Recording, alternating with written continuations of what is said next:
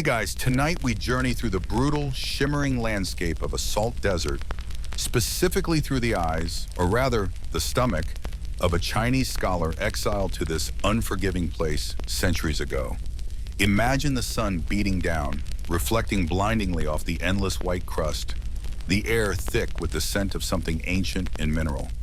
You've been trudging for what feels like an eternity, each step crunching on salt, the silence broken only by the wind whistling through the desolation. You're not here by choice, of course, a political misstep, a poem perhaps slightly too insightful, or maybe just bad luck drew the short straw. Now, this is your new address. You probably won't survive this, by the way. Most people didn't. So before you get comfortable, take a moment to like the video and subscribe. But only if you genuinely enjoy what I do here. And if you're feeling social tonight, drop your location and local time in the comments. It's always cool to see where everyone is tuning in from. Now dim the lights, maybe turn on a fan for that soft background hum, and let's ease into tonight's journey together. Your feet are raw, blistered even through the remnants of your once fine boots. They deposited you here, didn't they? They just here, at the edge of this blinding, shimmering expanse. The soldiers, or guards, or whatever they were, didn't offer a farewell handshake, didn't point you to the nearest gas station with questionable jerky.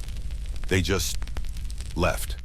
The cart that brought you creaked away, the sound fading faster than you thought possible, swallowed by the vast, indifferent quiet. One moment there was the rumble of wheels on hardpan, the next nothing but the soft, hissing breath of the desert wind. You stand alone.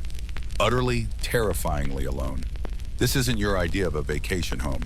Your old life was one of ink and paper, of hushed libraries and polite debate in shaded courtyards. You debated philosophy, penned elegant calligraphy, perhaps enjoyed a perfectly brewed cup of tea, maybe even discussed the merits of different types of rice. Because honestly, those things matter when you're a scholar. Now, your most pressing philosophical question is, what exactly happens if I lick that? Followed closely by, seriously, where's the water? This particular salt desert isn't just sand. It's a vast, flat plain caked in a thick layer of crystalline salt. It stretches to the horizon in every direction, a cruel mirror reflecting the relentless sun. It's beautiful in a desolate, terrifying way, like a giant bleached bone left under the sky. It feels less like land and more like the dried-up bed of some ancient mythical sea, which, funnily enough, many salt deserts actually are. A key mainstream historical fact about many of the world's great salt plains, like the Bonneville Salt Flats or the Uyuni Salt Flat, is that they are indeed remnants of prehistoric lakes or inland seas that dried up over millennia, leaving behind vast mineral deposits. So you're technically standing on the ghostly seabed of something truly ancient. Romantic, right? If you like your romance with a side of dehydration and despair, you take a tentative step onto the white crust. Crunch. It gives slightly under your weight, a brittle, thin layer over something harder underneath. The air smells like, well, like salt and dry. So incredibly dry. It's a smell that instantly makes your mouth feel like cotton. Your eyes water from the glare. You squint, trying to discern anything in the shimmering distance that isn't just more salt and sky. There's nothing, just the endless, flat, white plain. The clothes you arrived in are completely wrong for this environment. Fine silk robes might look good in court, but out here they offer zero sun protection and zero camouflage. Assuming there was anything to camouflage yourself from besides. Well, yourself and your mounting panic.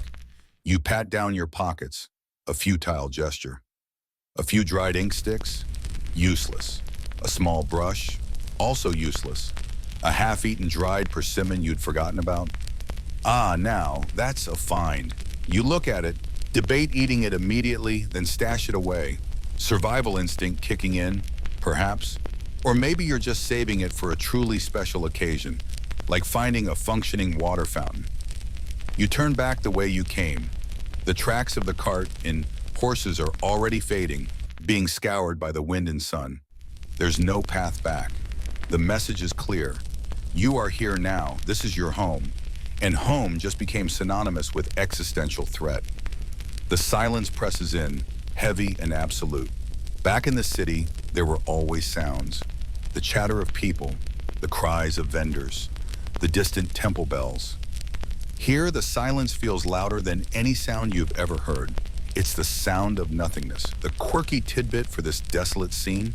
Some ancient Chinese texts, particularly Taoist ones, actually discuss methods of achieving longevity through consuming mineral substances, sometimes even including salt or mica, though certainly not in these quantities or under these conditions. It's a far cry from scholarly dietary recommendations, to say the least. But hey, maybe you can frame this forced diet as an unexpected, albeit painful, spiritual retreat? Yeah, probably not selling that idea. You hug yourself, not from cold, it's scorching, but from a sudden bone-deep chill of fear. What do you even do? You know literature, history, poetry, courtly etiquette. You know how to discuss the subtle nuances of classical texts. You know absolutely nothing about finding food or water in a place that seems determined to offer neither. Your survival skill set, honed by navigating treacherous political waters, feels utterly inadequate for navigating actual, physical treacherous waters. Or rather, treacherous lack of water. Historians still argue whether such exiles were truly meant to be survivable. Was banishment to a place like this a slow death sentence disguised as mercy? Or was there a genuine, if slim, hope that someone with enough ingenuity and luck could scratch out an existence? Looking around, you're leaning towards slow death sentence. It feels intentionally designed to strip away everything you relied on. Society, comfort, knowledge that isn't directly applicable to staying alive for the next 5 minutes. You have to move. Standing still feels wrong, feels like waiting to be consumed by the sheer emptiness. But where to go? There's no discernible direction that promises anything better than another. It's a cruel, silent game of pick a random direction and hope for the best. You choose one arbitrarily. East, west, south. Does it even matter? You just start walking, the crunch of salt under your worn-out boots the only sound in your new, terrifying world. Your journey into the boring, grueling, utterly terrifying survival of a salt desert exile has begun. And believe me, boring is relative here. It's boring in the sense that every day is the same desperate, repetitive struggle, not boring like watching paint dry. Though you'd probably kill for some paint to watch dry right now, just for something different. The sun is relentless, a white-hot hammer pounding down from a bleached sky. Every step kicks up a fine dust of salt that coats your cracked lips, intensifying the already unbearable thirst. Your tongue feels thick and heavy, a foreign object in your mouth. You try to swallow, but there's nothing there, just that gritty, dry scrape. It's a primal discomfort, one that overrides all your previous worries about political intrigue or composing the perfect couplet. Right now, your entire existence has narrowed down to one desperate, burning need: water. You scan the horizon again, squinting against the glare. It's a futile gesture, you know. There are no trees, no hills, no features that might indicate a hidden spring or a shaded rock overhang where condensation might collect. Just the endless, flat, shimmering white. The air itself seems to shimmer, distorting the distant view, making the horizon dance and waver. This shimmering isn't just visual weirdness, it's the start of something truly cruel. As you walk, you begin to see things in the distance, or think you do. Is that a lake? A wide expanse of calm, blue water, reflecting the sky? Your heart lurches with a desperate hope. You stumble forward, picking up your pace, ignoring the burning ache in your legs and feet. Closer, closer. But as you approach, the image dissolves. The blue turns back into blinding white salt, the calm surface into the same fractured crust you've been walking on. It was just a trick of the light, a mirage. This happens again and again, a distant grove of trees that disappears. What looks like a cluster of low buildings or rocks that vanishes into the heat haze. It's maddening. Your rational scholar's brain knows what a mirage is. The bending of light rays through layers of air of different temperatures. creating displaced images of the sky or distant objects. You learned about optics, perhaps, back in your comfortable studies. But knowing the scientific explanation does absolutely nothing to quell the desperate, animalistic urge to chase the illusion of water when your body is screaming for it. It feels personal, like the desert is actively mocking your suffering. Oh, you want water? Here, just kidding. It's a classic feature of deserts, isn't it? The mirage, a cruel tease. While not unique to salt deserts, the extreme flatness and reflective surface can make them particularly vivid and frustrating here. A mainstream historical fact about survival in arid environments globally is that dehydration was, and remains, one of the quickest killers. Without water, the human body begins to shut down rapidly. Depending on temperature and exertion, a person might only survive for a couple of days, maybe 3 or 4 at most, without any water intake. Your clock is ticking, and you can feel it in every parched cell of your body. You remember reading about expeditions, about travelers crossing vast, dry regions. They carried water skins, followed ancient, often secret routes to known wells or oases. You, however, were just dropped off. No map, no guide, no provisions beyond that lonely, rapidly softening dried persimmon in your pocket, which, let's be honest, might actually increase your thirst. It feels less like an exit and more like being given a puzzle with half the pieces missing and the instructions written in a language you don't speak. The quirky tidbit for this particular brand of torture? Ancient Chinese texts, including geographical accounts and travelogues, sometimes mention deceptive phenomena in remote or wild areas, describing them in almost mystical terms. While not always precisely scientific, there's a recognition of the land playing tricks on the traveler's mind or senses. So perhaps even back then, people understood that the desert wasn't just empty, but actively misleading. Maybe there's a metaphor in there somewhere about the illusions of the material world, but frankly, you're too thirsty to contemplate it right now. You just want the illusion of a cold drink to become real. You try focusing on the ground, looking for any sign of moisture, any plant life that might indicate water deeper down. Nothing. Just the same unbroken expanse of salt and hardpan. The salt itself is, of course, a terrible paradox. It's a mineral of water left behind by water, yet it prevents plant growth and makes the little moisture that might fall evaporate almost instantly. It actively draws moisture out of things. It's the ghost of water haunting you with its absence.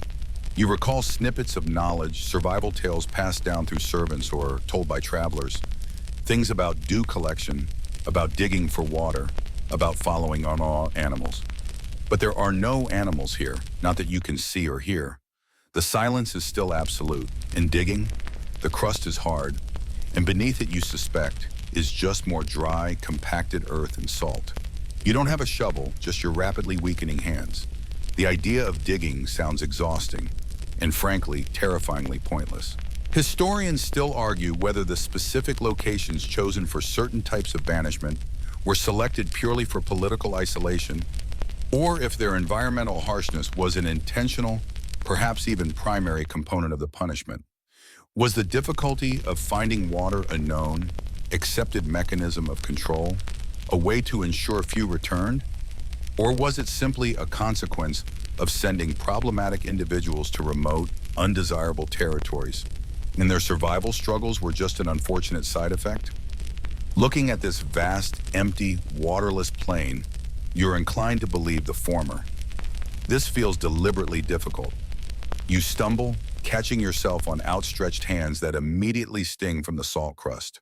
Kneeling there, you stare at the white ground. It stretches away from you in all directions, flat and featureless. The mirages continue to tease in the distance. You feel a wave of despair wash over you, heavy and suffocating. This isn't just hard, it feels impossible. How can you possibly find water here? How can you possibly survive? You push yourself back onto your feet. Sitting here won't help. Despair won't hydrate you. You have to keep moving, keep looking. But where? You pick a new direction, abandoning the one that led you to chasing ghosts of lakes.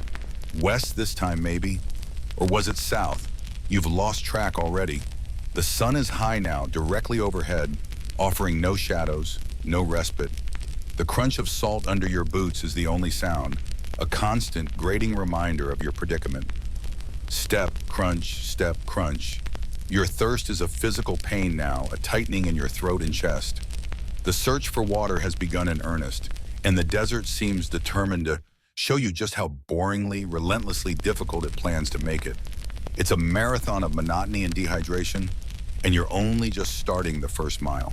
The walking continues, a relentless, monotonous rhythm of placing one foot in front of the other on the crunchy salt crust. Step, crunch. The sun has shifted slightly, maybe, but the heat feels just as intense, if not more so.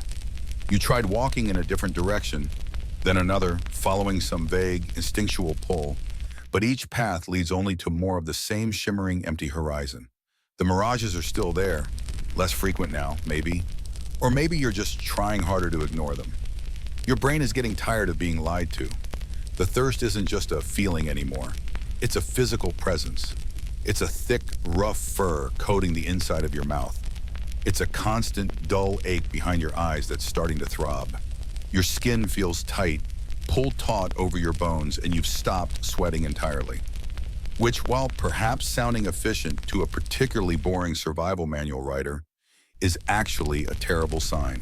Your body is conserving every last drop, and that conservation strategy feels deeply, profoundly wrong. Your muscles are starting to feel heavy, leaden. Each step requires conscious effort, a deliberate lifting and placing of your foot. The smooth, easy gait you might have had back in the city is long gone. You shuffle now, leaning slightly forward, your shoulders slumped. Your breathing is shallow, coming in short, dry gasps through your mouth because your nose feels completely blocked with dryness and salt dust. You try breathing through your nose anyway, and it feels like inhaling fine sandpaper. Nope, mouth breathing it is, even if it makes the dryness worse. It's a minor decision, but in this state, even minor decisions feel like monumental tasks. This increasing physical toll is directly impacting your ability to think clearly. You find yourself forgetting why you were walking in a particular direction. Did you pass that slightly larger clump of salt crystals before? Or are they all starting to look the same? You were trying to remember something important. What was it? Ah yes, water, right.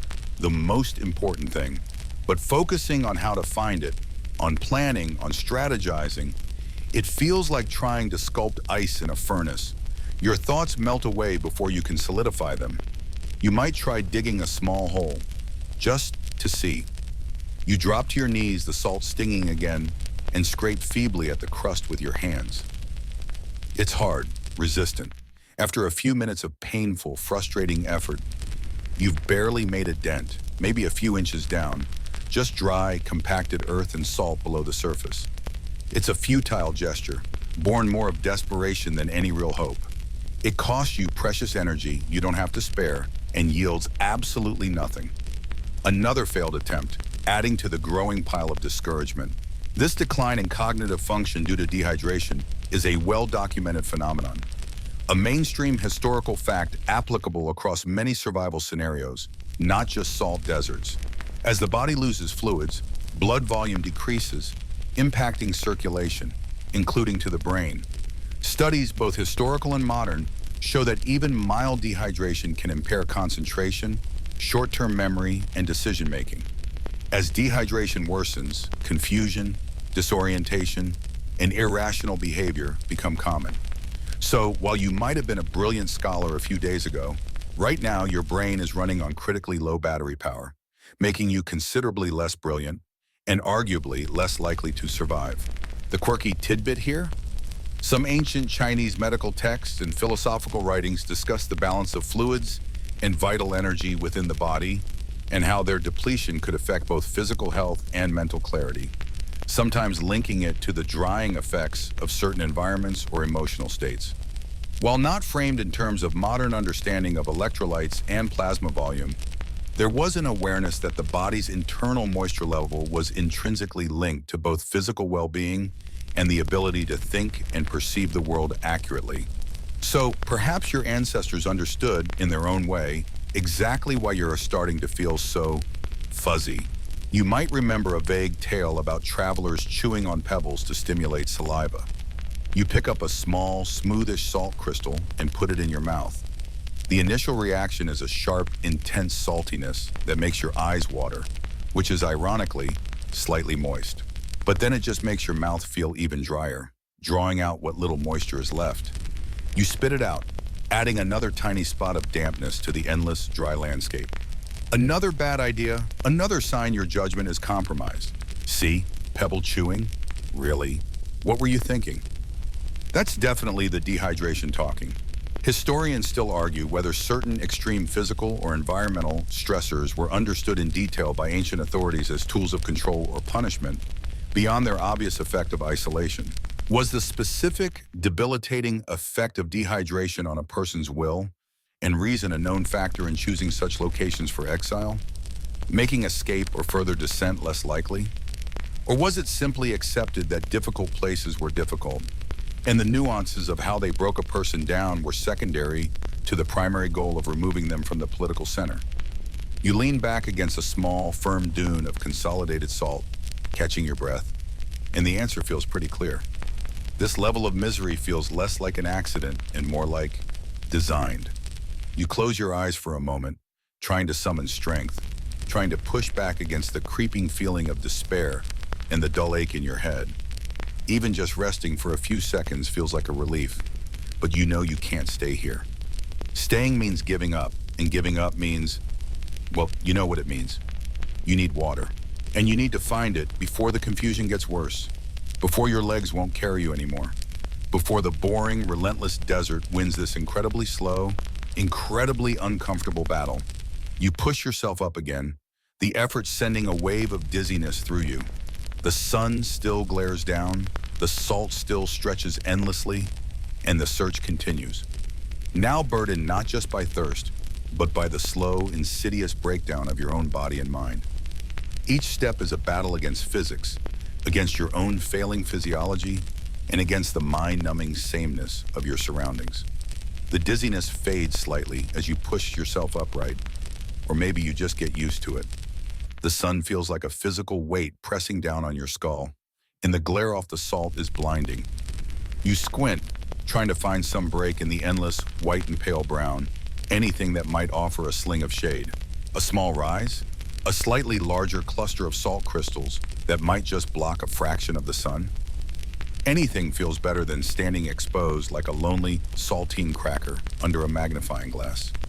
You shuffle towards what looks like a slightly darker patch on the horizon. Maybe it's a rock, a bush. As you get closer, it starts to resolve itself. It's a small pile of debris. No, wait, it's a cluster of buildings. Low stone structures with a roof? Could it be? You feel a surge of something that might be hope, quickly followed by a wave of skepticism. Your mind, you know, isn't exactly a reliable narrator right now. As you stumble closer, the buildings become clearer. There's a well next to them. You can see the stone lip, the wooden crank. Oh, and look, someone's left a bucket right there, just waiting. Your pace quickens despite the aching exhaustion. Water, real water, in a bucket. Right there, it's almost too easy. Almost. Then, as you get within maybe 50 yards, the image flickers, like a bad projector bulb. The lines waver, the details soften. The stone structures begin to melt, flowing into the shimmering air. The well shrinks, its outlines blurring. The bucket evaporates. In a blink, they are gone, replaced by the same unbroken expanse of salt and sky. Just another cruel trick of the light and your increasingly desperate mind. A mirage. These hallucinations aren't just visual, though. You might swear you hear the sound of running water or the faint, distant bleating of sheep, suggesting an oasis or settlement nearby. You might even smell damp earth or the aroma of cooked food. Your brain, starved for sensory input that isn't just hot, dry, and salty, starts inventing things, pulling them from your memories of places with water and life and comfort. It's trying to be helpful, bless its little dehydrated heart, but it's doing a spectacularly bad job of it. Like your GPS sending you into a swamp because it thinks that's the fastest route.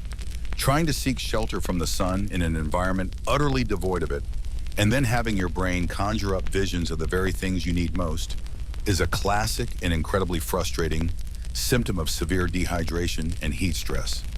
Mainstream historical accounts of survival in deserts or at sea frequently mention visual and auditory hallucinations as conditions worsen. Sailors lost at sea saw ships that weren't there. Explorers in arid lands saw lakes and rivers. These are not just poetic metaphors. They are physiological responses to the body's systems breaking down. Your body is screaming for water, and your mind, in its confused state, is trying to show you pictures of it, like dangling a carrot you can never reach. A quirky or fringe tidbit to ponder while you're being lied to by your own retinas. In some ancient Chinese philosophical traditions, particularly those influenced by Taoism, the concept of illusion or Maya was quite prevalent.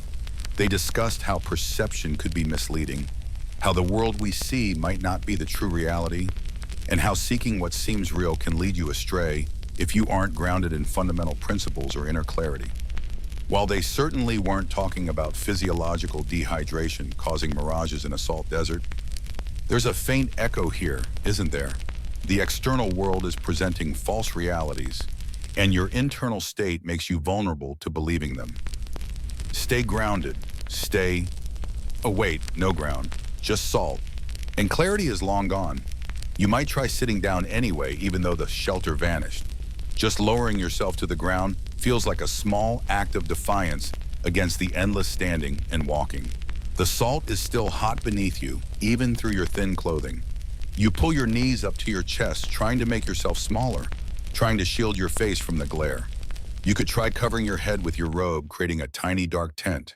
It offers a fraction of relief from the direct sunlight, but inside it's still stiflingly hot, and the air you breathe is thick and dratoy. It feels less like shelter and more like being under a damp blanket in a sauna. Not exactly a five-star resort experience. Historians still argue whether the psychological toll of exile, including the breakdown of mental faculties due to harsh conditions like isolation and dehydration, was a deliberately calculated part of the punishment in ancient China. Was it enough just to remove a political opponent from the capital? Or was there an understanding that placing them in an environment that would systematically erode their physical health, cognitive function, and even their grip on reality served a deeper purpose, perhaps breaking their will, destroying their reputation if they acted erratically upon returning, unlikely but theoretically possible, or simply ensuring they wouldn't survive to trouble the court again? Sitting here watching imaginary wells disappear, it's hard to believe this level of suffering is merely an accidental byproduct of geography. The mirages keep appearing, teasing you. A lush grove of trees, a caravan of merchants with water skins, your family waving from a distance, each one a tiny sharp stab of disappointment when it dissolves. You have to fight the urge to chase them, to convince yourself that this one is real. That's how people get truly lost, chasing ghosts across the wasteland until they collapse. You have to rely on your failing senses, yes, but also on the sliver of rational thought that remains, the part that remembers what a mirage is and what dehydration does. It's a constant battle between desperate hope and grim reality.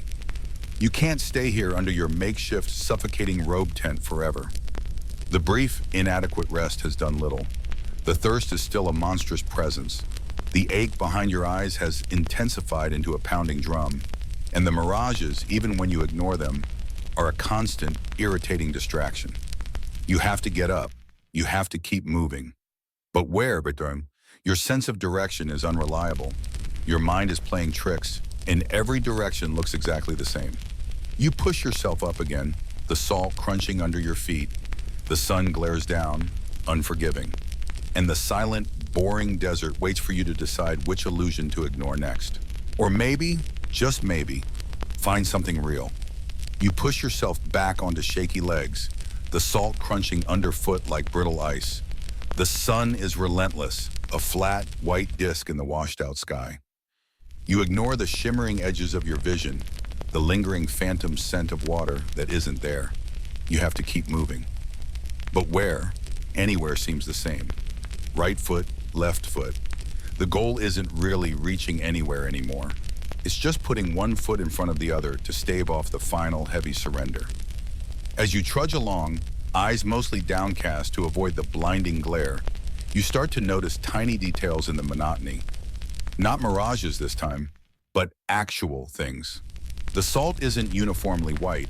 There are patches of grayish-brown, streaks of mineral color, and sometimes tucked into a small depression or clinging to the edge of a slightly raised salt crust, you see it, a fleck of green.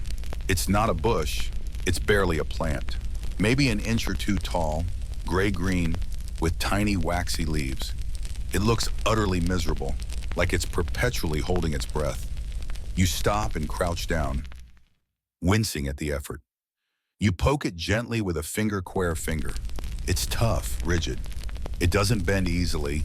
It just sits there, defying the everything hates you environment. How?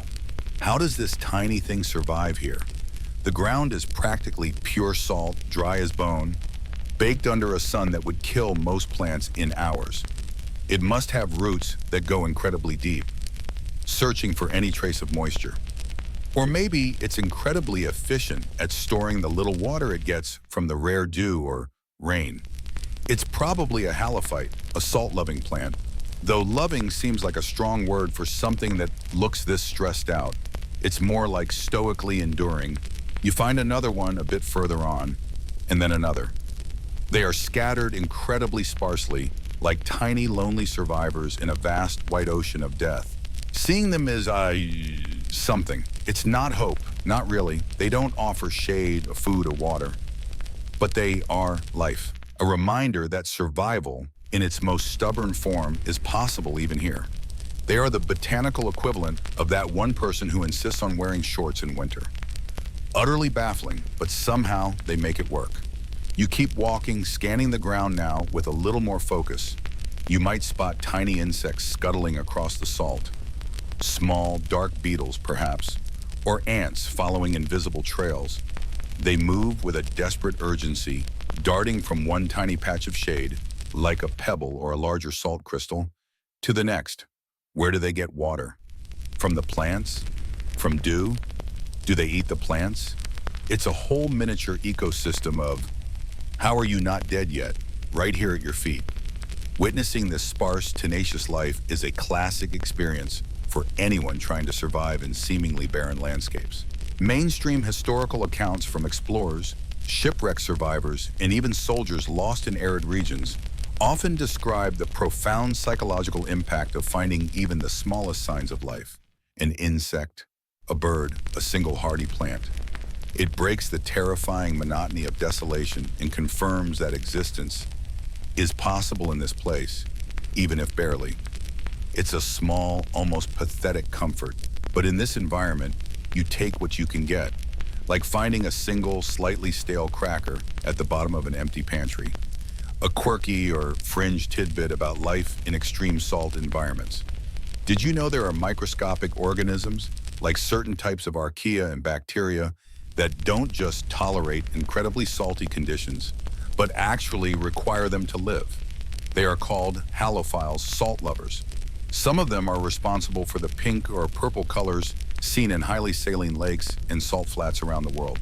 So while you see gray-green plants and dark beetles, the very salt crystals beneath your feet might be teeming with microscopic life, vibrant and thriving in conditions that are rapidly killing you. Kind of adds a layer of cosmic indifference to your plight, doesn't it? The salt doesn't care. It's a perfectly good home for something else.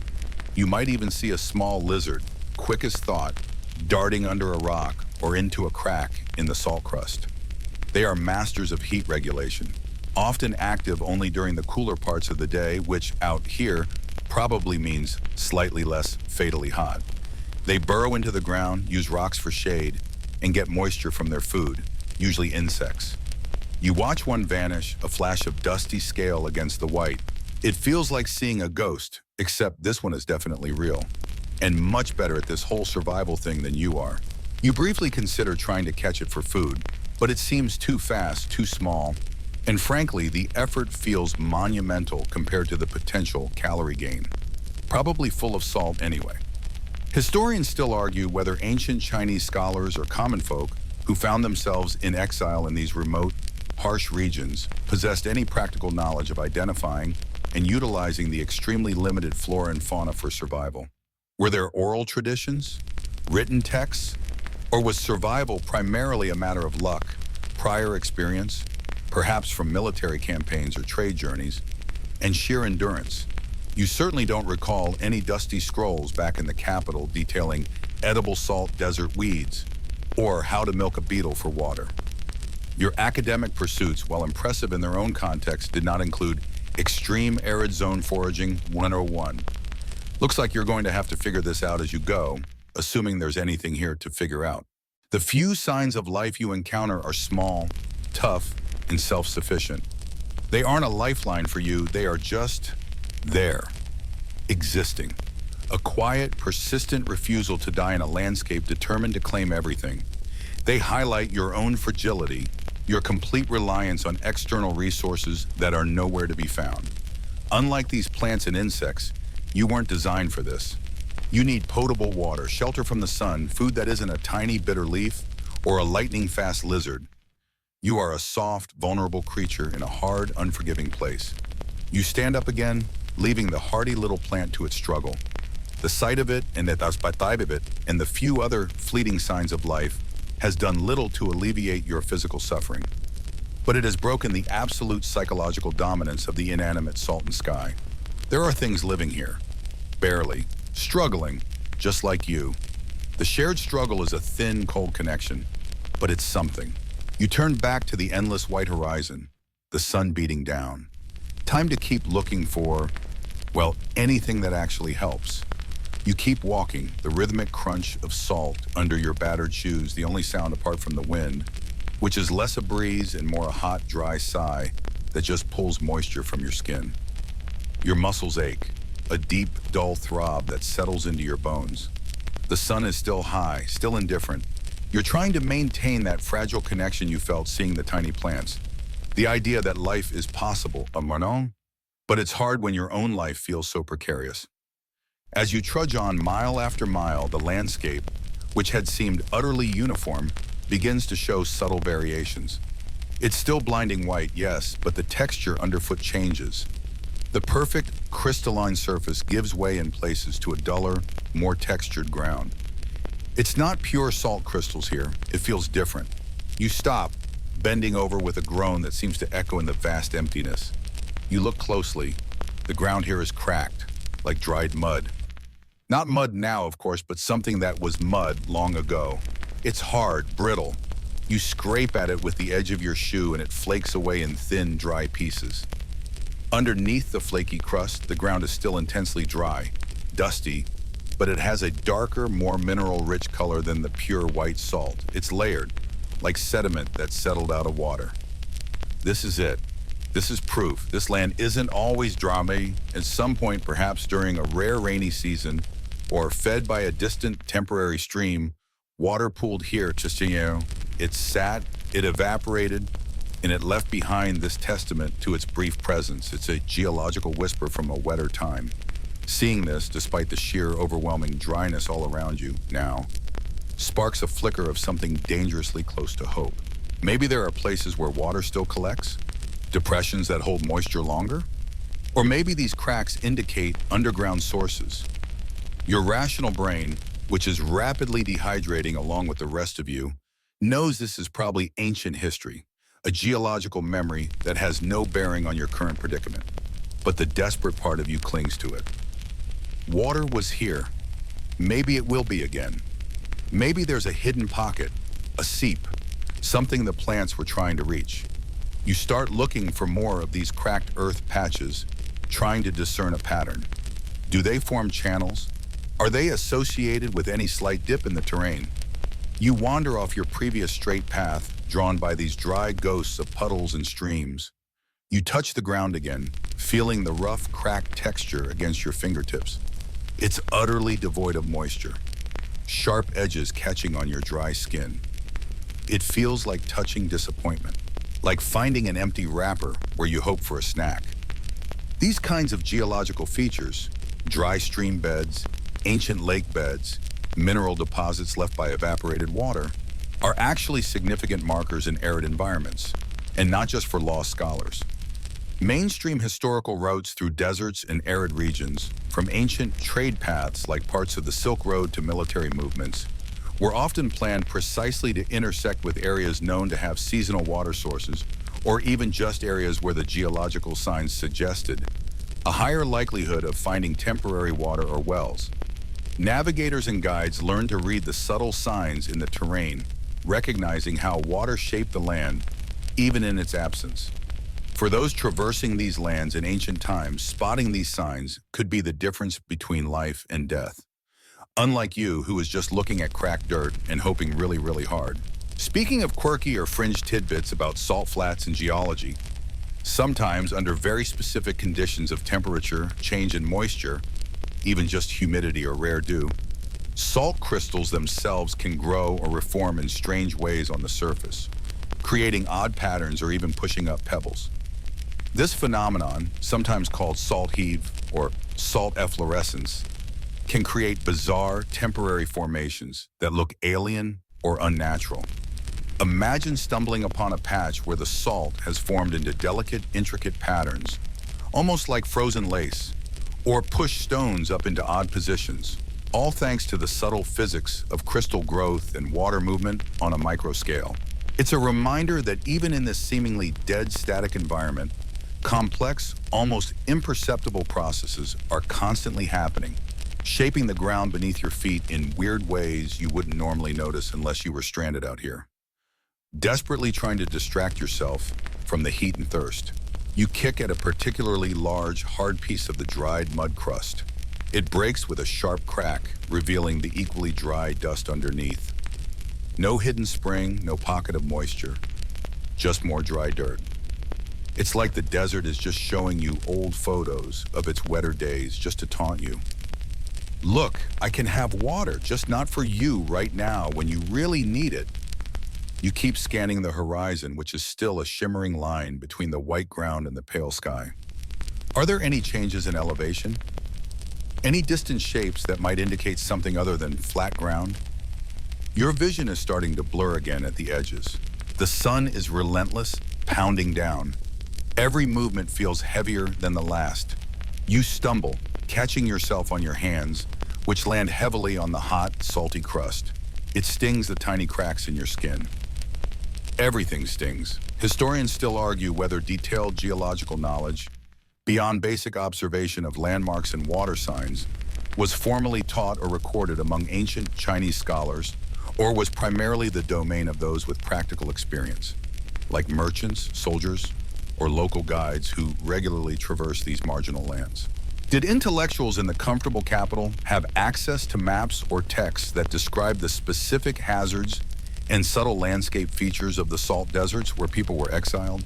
Or was this specialized life or death knowledge passed down through non-academic channels, making a scholar dropped into this environment particularly ill-equipped? It seems likely you fall into the latter category, your head full of poetry and history, but severely lacking in how to not die in a salt flat wisdom. You get back up, brushing the salt and dust from your clothes. The brief surge of hope from seeing the cracked earth is fading, replaced by the weary reality of the present. The signs of past water are just that, past. They are archaeological relics of a wetter age, not indicators of immediate survival resources. They offer a glimpse into the history of the land, a story told in layers of sediment and mineral, but they offer no practical help for a thirsty man today. You look back at the trail you have left, a faint line of footprints in the salt. It's a strange thought, leaving tracks in a place that seems to erase everything. The wind will eventually smooth them away. The salt crystals will reform. The desert reclaims its uniformity. Your brief passage will be erased, just like the memory of the water that once pooled here, unless you find a way to survive. So you turn your back on the cracked earth and its misleading promises. The search continues for anything substantial, anything that isn't just a ghost of something better or a tiny, unattainable flicker of life. You need something real, something you can use, something wet, The cracked earth is behind you now, its false promise echoing in the vast silence. You push forward, the rhythmic crunch of salt still the only sound that feels truly real. Your eyes, strained by the glare, scan the horizon constantly. It's a Sisyphean task, really. White ground, pale sky, shimmering air distorting everything. The heat haze makes the distant view wobble and swim, like looking through a poor quality window pane that's been left out in the sun too long. Everything seems further away than it is, or perhaps closer. It's hard to tell. Your sense of perspective is warping along with your resolve. But then, through the shimmer, you see something. Something different at Tuwat. It's faint at first, just a darker smudge against the pale sky, or maybe a distortion of the horizon itself. You stop, shielding your eyes with a trembling hand. It's not a plant, it's too big. It's not cracked earth, it's vertical. As you stare, trying to focus your blurry vision, it seems to solidify, to gain form. Could it be? Could it possibly be? It looks like a rise in the land, not a mountain, not even a big hill, but definitely not flat. Maybe a rocky outcrop. Or perhaps, yes, maybe even the remnants of some kind of structure. A pile of stones, a ruined wall. Anything that breaks the endless monotony of the salt flat seems like a miracle. Anything that offers shadow, shelter. A jolt of pure, unadulterated hope surges through you. It's potent, intoxicating. You start walking towards it, picking up your pace slightly, a burst of adrenaline overriding the ache in your legs. That's it. That's what you needed to find. Somewhere to get out of the sun, even for a little while. Somewhere that might collect rainwater if there ever was any. Somewhere that isn't just flat, hostile nothingness. As you walk, keeping your eyes fixed on the spot, the feature seems to change. It shifts. It seems to ripple, expanding and contracting slightly. Sometimes it looks clearer, more distinct, like a solid object. Other times it seems to stretch vertically, becoming thin and spire-like, or spread out horizontally like a low ridge. Your mind races trying to interpret what you're seeing. Is it just the heat haze? Is it further than it looks? Or is it something else? This is the classic desert trick, isn't it? The mirage. You know about them, theoretically. Optical illusions caused by layers of air with different temperatures and densities bending light. You've read accounts of travelers seeing lakes of water that weren't there, cities on the horizon that were pure fantasy. But seeing one, or suspecting you're seeing one, when your survival depends on finding something real, it's different. It feels like the desert is actively mocking you, conjuring up visions of salvation just to yank them away. It's a particularly cruel form of psychological torture, like finding a vending machine in the desert that only accepts cryptocurrencies. You keep walking towards it anyway, because what choice do you have? It might be real. It just might be that rocky outcrop or those ruins you desperately hope for. And the alternative is just continuing this blind, aimless trudge across the featureless white, waiting to collapse. So you chase the shimmering vision, heart pounding with a mixture of hope and dread. The distance doesn't seem to close as quickly as it should. You walk, and the object on the horizon remains stubbornly far away, still shimmering, still shifting shape. Now it looks more like a tall, thin pillar. Now it's flattened out again. It seems to lift slightly off the ground sometimes, hovering in the air. This is definitely not how solid objects behave. Mainstream historical texts and traveler accounts from many desert regions across the globe, including those bordering ancient China, frequently describe seeing mirages. These were such a common and often dangerous phenomenon that they became woven into folklore and religious narratives, sometimes seen as illusions created by spirits or demons, or simply accepted as a treacherous feature of the landscape that seasoned travelers learn to identify and ignore. Detailed route maps or guides for desert journeys, even if they existed in limited forms for specific officials or military, would likely contain warnings about these deceptive sites, advising travelers not to stray off known paths, chasing after false oases or phantom landmarks. The understanding of mirages as a natural optical phenomenon developed over time, but their practical danger was recognized early on. Thinking about this scientifically is slightly distracting, a small comfort against the rising tide of disappointment. This particular type of mirage, where the sky appears on the ground like seeing a lake or reflections, or where distant objects are distorted or appear higher than they are, is often called a superior mirage if the image appears above the true object, or an inferior mirage, the classic water mirage, if it appears below. What you're seeing, with the object seeming to stretch and lift, might be a complex form, perhaps even bordering on something like a fata morgana, a more elaborate mirage that can make distant shorelines, mountains, or even icebergs appear as complex, layered structures in the air, looking almost like castles or cities. This quirky tidbit, while fascinating from a physics perspective, is utterly useless for someone who just needs a bit of shade. It just means the desert isn't just hot and dry, it's also got a weird atmospheric funhouse mirror effect happening. Great. You keep walking, fueled by a fading hope. But the signs are undeniable now. The way it flickers, the way it stretches, the way the ground in front of it seems to blend seamlessly into the object itself without any clear boundary or base. It's not a hill, it's not a ruin. It's a trick of the light. It's the desert laughing. The adrenaline drains away, leaving you feeling even more exhausted than before. The weight of your body feels immense, each step a struggle against the pulling salt in the burning heat. The vision ahead, which had promised shelter and hope, now just feels like a cruel taunt. It's a reminder of how easily you can be deceived by this environment, how your own desperate desires can make you believe the impossible. Historians still argue whether descriptions of landscape features in ancient Chinese geographical texts or travelogues, particularly those pertaining to marginal or frontier regions like the salt deserts, accurately distinguish between real geographical elements and phenomena like mirages, or if these optical illusions were sometimes interpreted as actual, albeit temporary or supernatural, features of the land. Were travelers expected to implicitly understand which descriptions might refer to mirages based on context? Or were mirages sometimes incorporated into the reported reality of a place? You slow to a stop.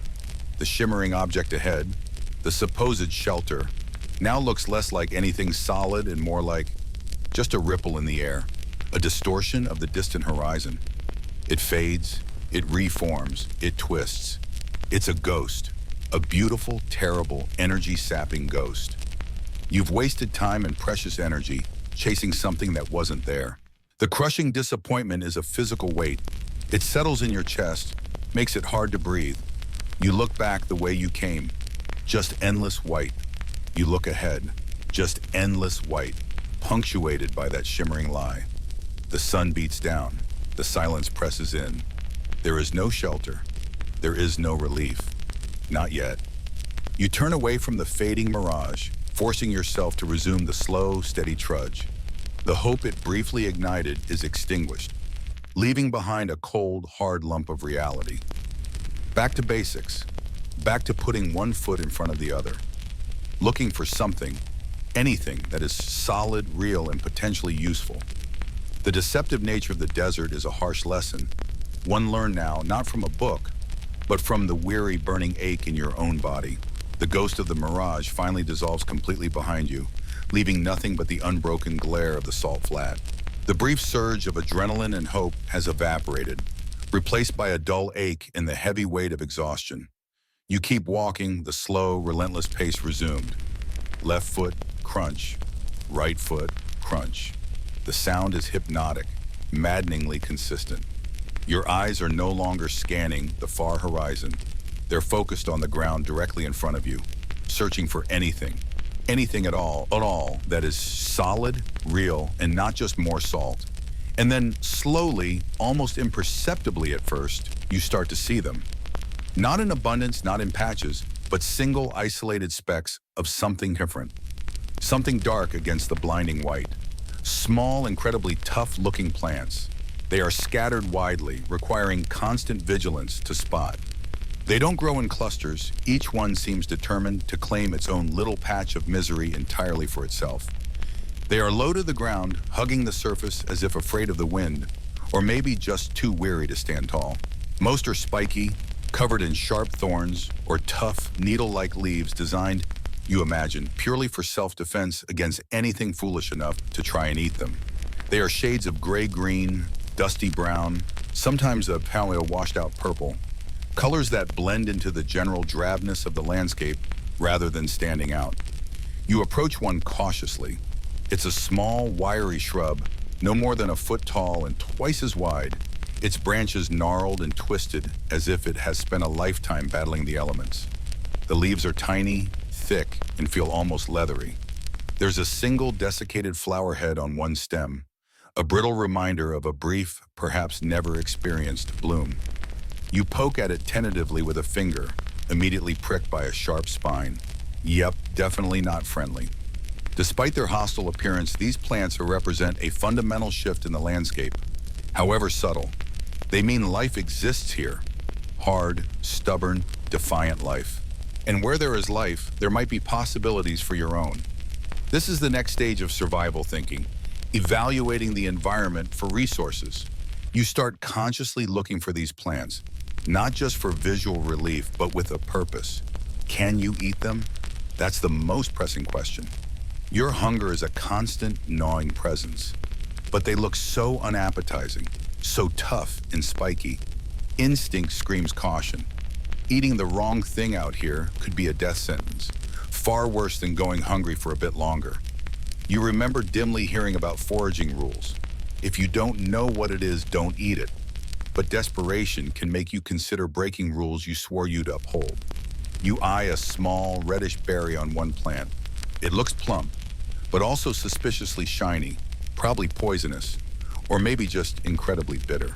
Ancient peoples and travelers traversing arid and semi-arid regions globally, including those bordering the salt deserts of ancient China, developed extensive, often orally transmitted, knowledge of local flora and fauna. This mainstream historical fact highlights the crucial role of ethnobotany, the study of how people of a particular region or culture use indigenous plants in survival. Survival manuals or guides from these periods, if they existed in written form, would have dedicated significant portions to identifying edible plants, medicinal herbs, and sources of water tied to specific vegetation.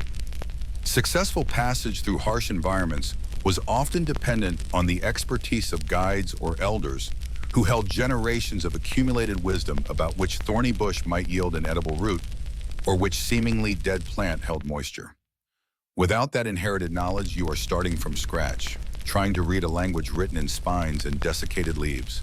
You kneel beside another plant, one with thicker, almost succulent-looking leaves, though they are covered in a fine, powdery dust. You break off a small piece of a leaf, feeling a slight resistance. No immediate sap oozes out, but the inside looks a bit greener than the outside suggested. You sniff it cautiously. It smells earthy, maybe slightly acrid. You tentatively touch a tiny bit to your tongue. It tastes like dust and regret. Definitely not promising. You spit it out, rubbing your tongue with your sleeve.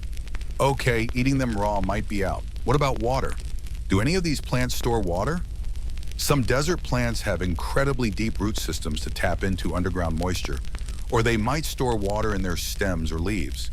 You look at the plants again, trying to guess which ones might be water reservoirs. The succulent-looking ones seem like the best bet, but they are small. Digging up roots would require tools you don't have and energy you can barely spare. Maybe squeezing the leaves? You try with a small, fleshy-looking leaf from a different plant. You apply pressure, squeezing hard. A tiny, minuscule drop of liquid appears. It's thick and slightly cloudy. You hesitantly taste it. Salty. Of course. Why would it be anything else? It's a salt desert plant. It's probably filtering or dealing with saline water. Utterly useless for hydration. This brings up a quirky tidbit about desert plant adaptations. Some plants in extremely saline environments, like salt deserts, employ fascinating physiological mechanisms to survive. Some excrete excess salt through specialized glands on their leaves, sometimes creating a visible crust of salt. Others accumulate salt in specific parts of the plant, which are later shed. Still others prevent salt uptake at the root level. For you, this just means that even if a plant contains liquid, there's a high chance it's too salty to be drinkable or even dehydrates you further. It's like finding a perfectly preserved bottle of ancient soda. Looks promising, but you have no idea what's actually in it and whether it's been sitting in the sun for 1,000 years. The sheer effort involved in simply examining these plants is tiring. Crouching down, standing up, the heat pounding on your back, the glare reflecting up from the salt. It's a slow, frustrating process of identification and elimination. Most of the plants are clearly inedible. Too woody, too spiny, too dry. A few offer tantalizing but probably false hope. Historians still argue whether the detailed knowledge of regional plant uses, particularly for survival in marginal environments, was widely disseminated among all social strata in ancient China, or if it remained primarily confined to specific groups like rural peasants, frontier dwellers, professional guides, or even certain scholarly individuals who studied natural history as part of a broader education in classics and practical governance. Did a scholar, even one versed in literature and philosophy, possess the practical field knowledge necessary to identify edible or useful plants in a strange, harsh environment? Or would they be utterly reliant on the local populace if one were available? Your current predicament suggests the latter is painfully true. You spend the better part of an hour moving from one sparse plant to another, a frustrating treasure hunt with no map and potentially poisonous treasure. You find one with what looks like a small, hard tuber just visible at the soil line. It's tiny, barely the size of your thumb, and getting it out of the rock-hard salt crust is a monumental task with just your bare hands. You scrape, you dig, you pull. Your fingernails protest. Finally, you wrestle the small, gnarled root free. It's covered in dirt and tiny rootlets. You brush it off and look at it. It doesn't look particularly appetizing. You nibble a tiny bit, bitter, starchy, and dry. Eating enough of these tiny things to make a difference would require days of back-breaking work, and you still aren't sure if they are even safe. You toss it down in disgust. The search for useful plants yields little immediate reward. It's a reminder that survival isn't about finding a magic bullet. It's about relentless effort for minimal gain. These plants are survivors themselves, but they are not offering charity. They are just existing against all odds. You have to respect their toughness, even as you curse their lack of generosity. The sun continues its relentless climb. The heat intensifies.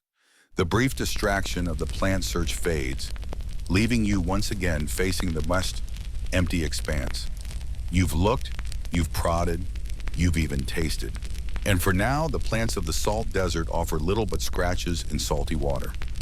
You straighten up, brushing the dust off your knees, and resume the only thing left to do, walking. The sun, which felt like a malevolent eye just hours ago, is now dipping rapidly toward the horizon, painting the flat, endless white in fleeting streaks of orange, pink, and purple. It's beautiful, in a stark, indifferent way. But with the beauty comes a rapid, chilling change. The intense heat begins to drain from the salt flats with alarming speed. The ground, which radiated like a furnace all day, is now actively sucking warmth away from the air, and you feel it instantly. The dry air that felt like a blanket of fire is transforming into a sharp, biting presence. A subtle breeze picks up, and instead of offering relief, it slices through your thin clothing, carrying the chill deep into your bones. You were so focused on surviving the heat, the burn, the blinding glare, that you almost forgot the other extreme. Deserts are lands of brutal duality, scorching days, freezing nights, and the transition is swift, unforgiving. It's like the desert is telling you, you thought that was bad, hold my lukewarm saline water. You look around desperately for any kind of shelter. A rock, a dune, a crevice, anything that might break the wind or hold a little residual heat.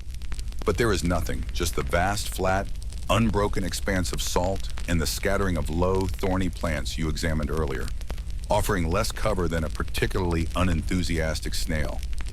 You are utterly exposed. Finding shelter in such an environment would have been a primary concern for any traveler in ancient times. Mainstream historical fact tells us that people traversing vast, open, and arid regions, whether merchants, soldiers, or exiles, relied on specific strategies to mitigate temperature extremes. In more varied terrain, this meant seeking out caves, overhangs, or wadis, dry riverbeds, that offered natural protection from sun and wind. In flat, featureless areas, travelers might carry tents if possible, or failing that, learn to build rudimentary windbreaks from whatever sparse vegetation or rocks were available, or even pile up sand or earth to create low walls. Animals like camels or donkeys could also be positioned to provide a windbreak. Without tools, materials, or companions, your options are pathetically limited. You are essentially just a soft, squishy obstacle in the wind's path. You pick a spot that looks marginally less exposed than the others. Perhaps there's a barely perceptible dip in the ground. Or maybe it just feels right because your legs ache too much to keep looking. You sit down, pulling your arms around yourself, trying to make yourself smaller, trying to conserve every precious calorie of heat your body is generating. The ground beneath you is cool, then cold, quickly leaching the warmth from your backside and legs. Lying sane feels even worse, pressing more of your body against the cold surface. You remain sitting, knees pulled to your chest, trying to remember every childhood lesson about staying warm. Tuck in loose ends, layer clothing, if you had any. Avoid sweating during the day so clothes aren't damp at night. Too late for that last one. Your clothes are stiff with dried sweat and salt. Every slight movement seems to let in more cold air. Your teeth begin to chatter softly. The thirst is still there, a persistent, low-grade hum beneath the growing discomfort of the cold. The dry air feels like it's sucking moisture directly from your lungs with every breath. Remember how desperate you were for water just hours ago? The cold distracts you, makes the immediate sensation of thirst less overwhelming, but your body is still in dire need. Dehydration makes you more susceptible to the cold, impairs your judgment, and saps your strength. It's a vicious cycle. You eye the plants nearby again, but the memory of the salty liquid is a potent deterrent. As the last light fades completely, the stars emerge in a dazzling, overwhelming display. There's no light pollution out here, nothing to dim their ancient glow. The Milky Way is a brilliant smear across the black velvet sky. It's breathtaking. It's also incredibly lonely and utterly unhelpful when you're shivering uncontrollably. It's a 5-star view in a 0-star hotel if the hotel was just the ground.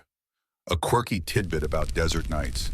While they can seem utterly silent, many deserts come alive after dark as nocturnal animals emerge to hunt or forage in the cooler temperatures. Creatures like foxes, rodents, owls, and insects that hid from the brutal sun become active. The silence you perceive might just be the absence of large animals, or perhaps you are too far even from the sparse life you saw earlier.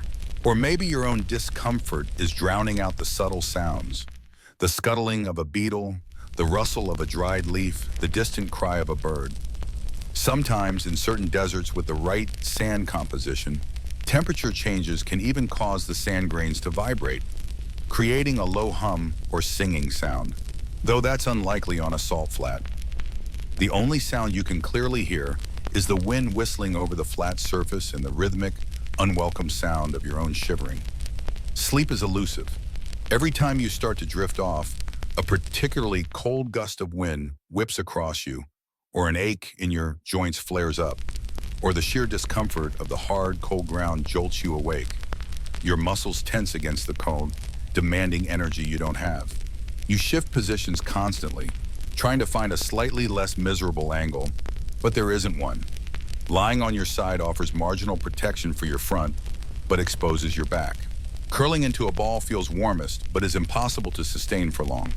Historians still argue whether classical education in ancient China focused heavily on literature, history, philosophy, and the arts, provided scholars with any practical knowledge relevant to survival in harsh environments or interactions with non-urban populations.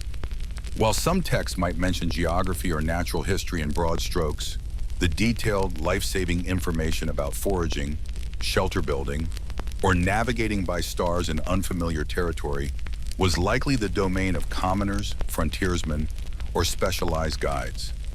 Was there an expectation that educated officials posted to remote regions would acquire this knowledge locally, or were they considered utterly helpless without it? Your current state suggests that whatever you learn from books is doing absolutely nothing to help you build a fire or find edible roots in the middle of nowhere. It turns out knowing the analects backward doesn't help you keep warm. You try to use what little clothing you have creatively, pulling your sleeves over your hands, wrapping your flimsy outer layer tighter around your core.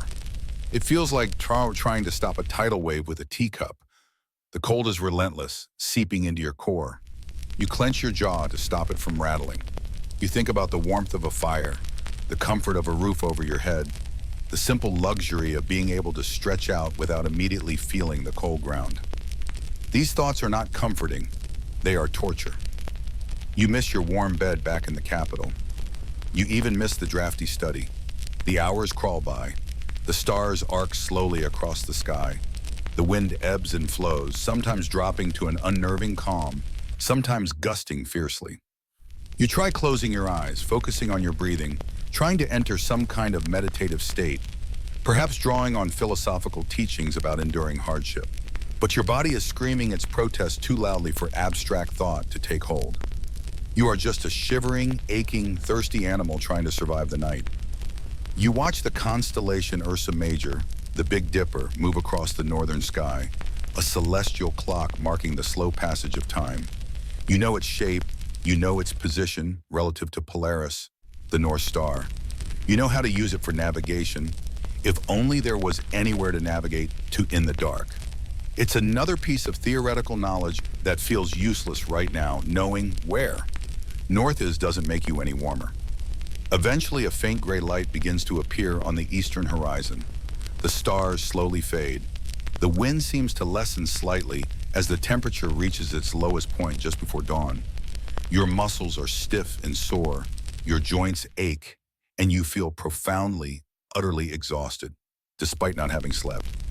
You survive the night, barely. But the prospect of the coming day, of the sun rising again, of the heat returning, feels less like a salvation and more like a different, equally daunting enemy, waiting in the wings. The cold has receded for now, but the thirst and the vastness remain. You push yourself up, stiffly, and prepare to face the glare. The gray light on the horizon strengthens, pushing back the night. It's not the warm, gentle light of a sunrise over green fields, but a harsh, sterile light that bleaches the landscape white again. The stars vanish completely, swallowed by the brightening sky. The wind, which felt like a knife all night, does indeed seem to lessen as the temperature starts its inexorable climb from its nadir. But this isn't relief. It's merely the prelude to the next ordeal. The cold was brutal, but the returning heat promises a different kind of suffering. You push yourself up from the ground, every muscle screaming in protest. Your joints feel like they've been replaced with rusty hinges. Your back is stiff, your neck is sore, and your legs ache from being cramped all night. You try to stretch, but even simple movements are painful. You feel utterly drained, depleted of energy, not just from lack of food and water, but from the sheer effort of your body fighting the cold all night. This is what surviving a freezing desert night without shelter feels like. It's less like waking up refreshed and ready to take on the world, and more like being run over by a particularly slow, salt-encrusted steamroller. Thirst immediately reasserts its dominance, a raw, grating sensation in your throat and mouth. The cold had somewhat masked its urgency, but now, with the promise of heat returning, it is all you can think about. Your tongue feels thick and dry, your lips cracked. You are profoundly dehydrated, arguably more so than yesterday morning, as your body used up precious moisture reserves just trying to stay warm. The faint hope you clung to yesterday of finding water feels increasingly distant and desperate. You look around the desolate landscape again.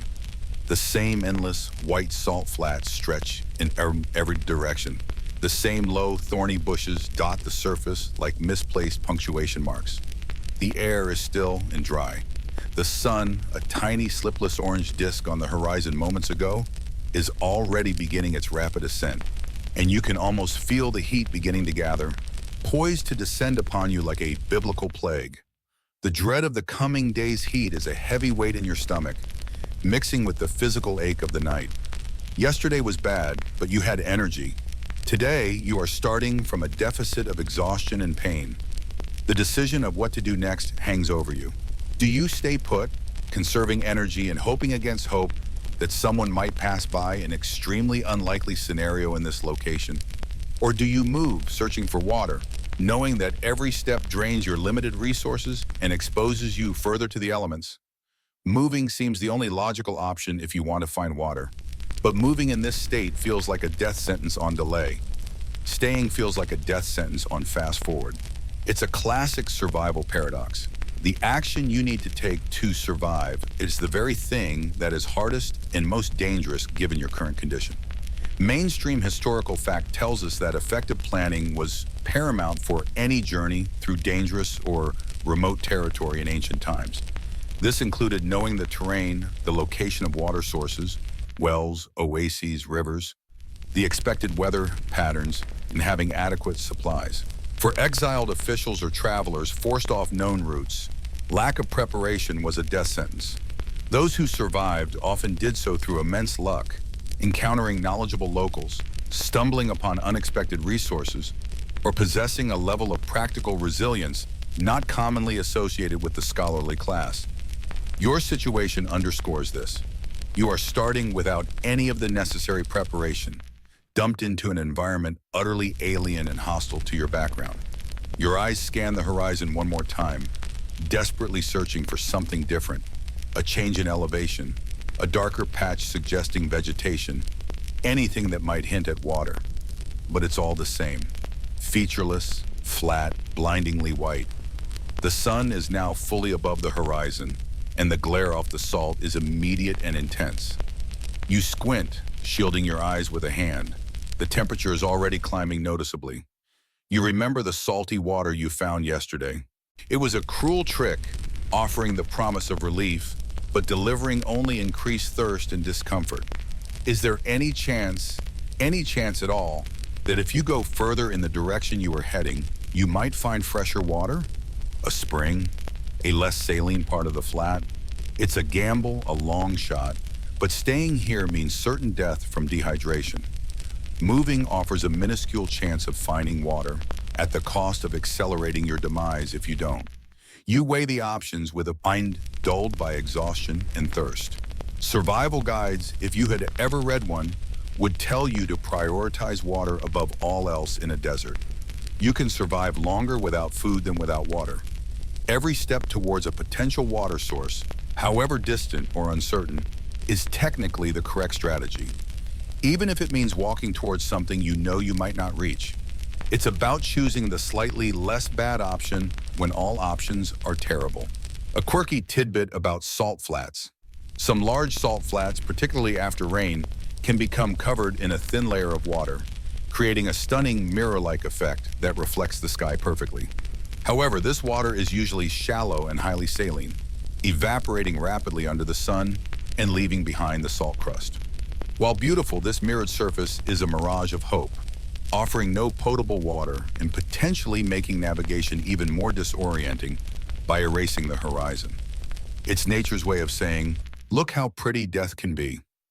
Historians still argue whether the psychological toll of exile and extreme isolation on educated individuals, used to intellectual stimulation and social connection, was a greater factor in their survival or demise than the physical hardships themselves. While the body's needs are undeniable, a broken spirit could lead to giving up, failing to make necessary efforts, or succumbing to despair.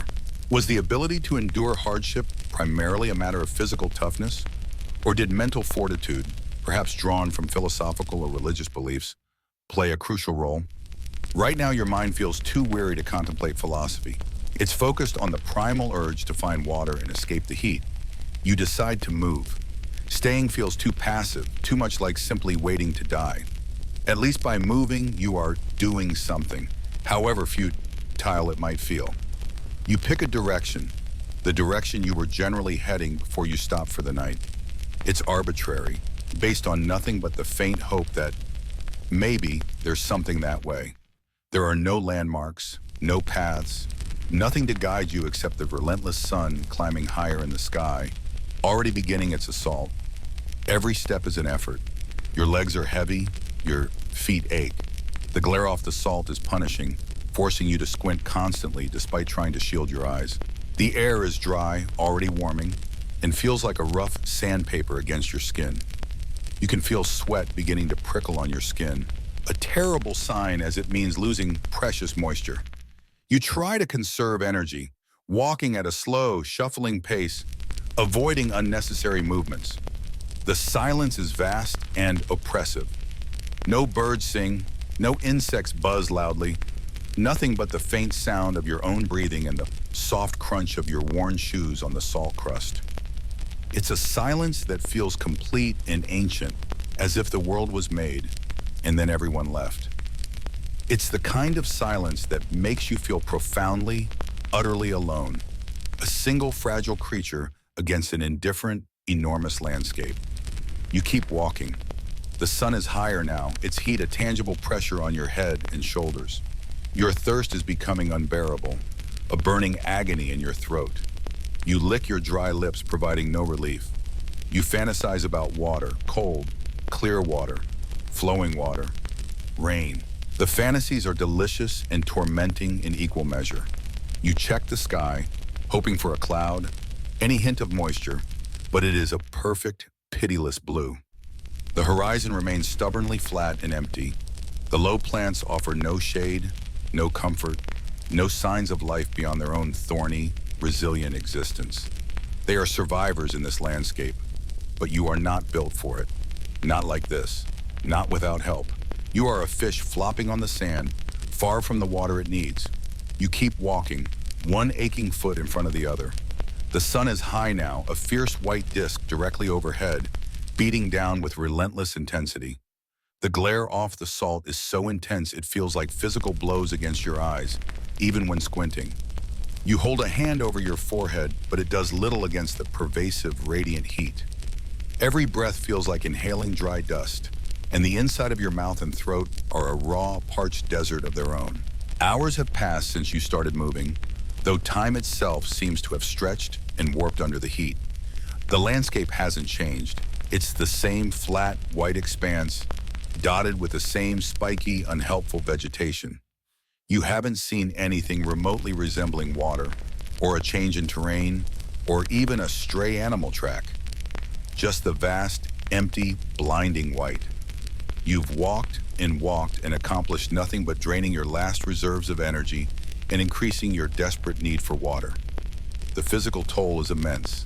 Your legs feel like lead, each step requiring conscious effort. Your head throbs, a dull, persistent ache behind your eyes. You're dizzy, lightheaded, and the world sometimes seems to waver at the edges of your vision. Your skin feels tight and dry, and you haven't felt the cooling sensation of sweat in what feels like an eternity. Your body is conserving every drop of moisture it can, a terrifying sign of severe dehydration. Your tongue is thick and useless in your mouth, and speaking, if there were anyone to speak to, would be impossible. This is the grinding reality of survival when there are no easy answers, no sudden rescues, just the slow, inevitable decline of your body under impossible conditions. It's not dramatic like a tiger attack or a flash flood. It's just boringly awful. You stumble occasionally, catching yourself before falling. The salt crust is firm, but your coordination is failing. You try to focus to keep a straight line, but without landmarks, it's incredibly difficult. You might be walking in circles for all you know, a deeply unsettling thought in an already nightmarish situation. The sheer pointlessness of the effort starts to creep into your mind, an insidious whisper suggesting you just stop, lie down, and let the desert claim you. It would be easier, wouldn't it? Just end the suffering. But some stubborn, primal urge keeps your legs moving, driven by a biological imperative that overrides despair. The sun is beginning its descent now, its light turning from harsh white back to a warmer, though still intense, gold. The shadows are lengthening, stretching out across the flat salt surface. With the setting sun comes the realization that the day's ordeal is ending, but the night's is about to begin. The memory of the freezing cold from the previous night sends a shiver down your spine, despite the lingering heat of the day. You are just as exposed, just as vulnerable, and even weaker than you were 24 hours ago. You need to find somewhere, anywhere, to try and mitigate the cold. There are no caves, no rock overhangs, no dunes to dig into, just the flat ground and the ubiquitous thorny bushes. Your eyes scan the horizon again, but it's still just flat, flat, flat. No shelter, no protection. Historically, travelers in harsh environments would always seek natural shelter when possible. Caves offered protection from wind and temperature extremes. Dense vegetation could block wind and offer camouflage. Even large rocks could provide a windbreak. Knowledge of the terrain was vital for finding these spots. Ancient survival manuals, though rare, sometimes included basic advice on finding or creating shelter.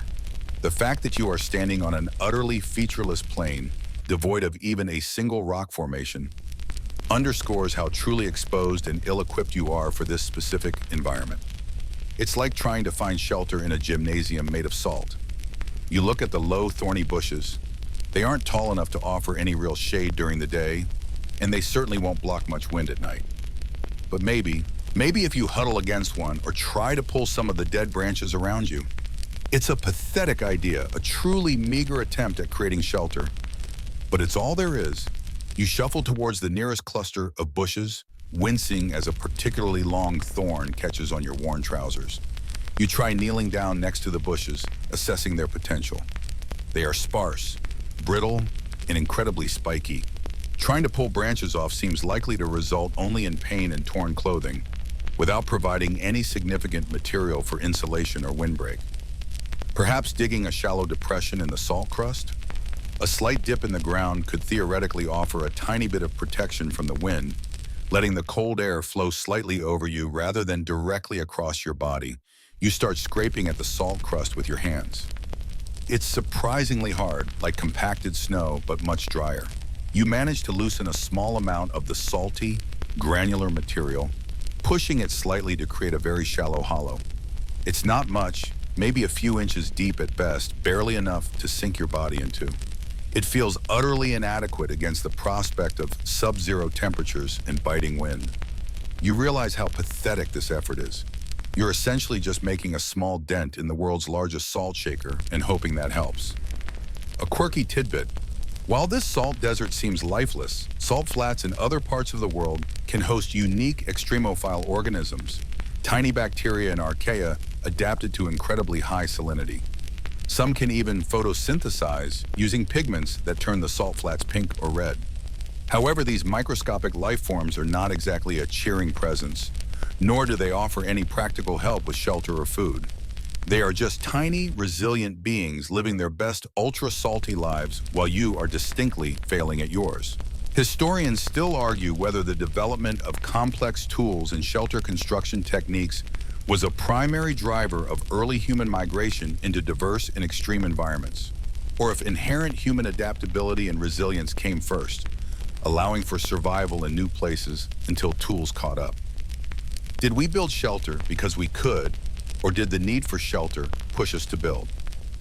Right now, contemplating the evolutionary trajectory of human ingenuity feels incredibly distant and irrelevant when your own ability to create even the most rudimentary shelter is failing miserably.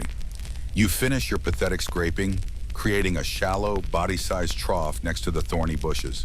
It offers almost no protection from the wind, and certainly no insulation from the rapidly chilling ground. But it's something. It's an attempt. You huddle down in the shallow depression trying to curl into a ball to conserve body heat. The salt beneath you feels cold and hard, already drawing warmth away. The sun dips lower, touching the horizon. The light turns to a deep orange and then fades rapidly into twilight. The air temperature plummets almost instantly. The wind, which had been a hot furnace blast during the day, is now a sharp, icy blade cutting across the flat. You pull your meager clothing tighter around you, tucking your hands into your armpits. It's not enough. You know it's not enough. The cold is seeping into your bones, a familiar, dreaded sensation. The bushes offer no real windbreak. The shallow depression does little. You are exposed, vulnerable, and desperately cold. The thirst is still there, a constant background agony, but the cold is more immediate, a physical threat that demands all your attention. You shiver uncontrollably, your teeth chattering. The second night in the salt desert has arrived. The wind is a relentless, unseen enemy, finding every gap in your clothing, chilling you to the bone. You huddle tighter, trying to make yourself as small a target as possible. The shallow scrape in the salt offers almost no protection. The wind simply flows over the lip and swirls down into the tiny depression where you lie. The thorny bushes are useless as a windbreak, their spindly branches offering no resistance to the icy current of air.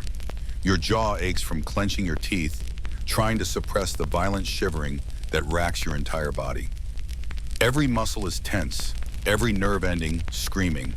Your fingers are numb, your toes feel like blocks of ice inside your worn shoes. The cold ground is sucking away any warmth your body desperately tries to generate. You try pressing your hands against your chest, curling your feet up, tucking your chin down. Anything to reduce the surface area exposed to the biting wind. It's a losing battle. The cold is a heavy blanket being draped over you, slowly, inevitably. Remember how just hours ago you were desperate for water in the brutal heat? Now water is the furthest thing from your mind, replaced by the primal terror of freezing to death. It feels like a sick joke played by this indifferent landscape. You close your eyes, trying to escape the physical misery, but your mind offers no respite. Instead, it conjures images of warmth, cruel mirages in your freezing darkness. You see a roaring fireplace, the flames dancing, casting a warm orange glow. You feel the heat radiating onto your skin, chasing away the chill. You imagine wrapping yourself in a thick, soft blanket, the kind that feels heavy and comforting.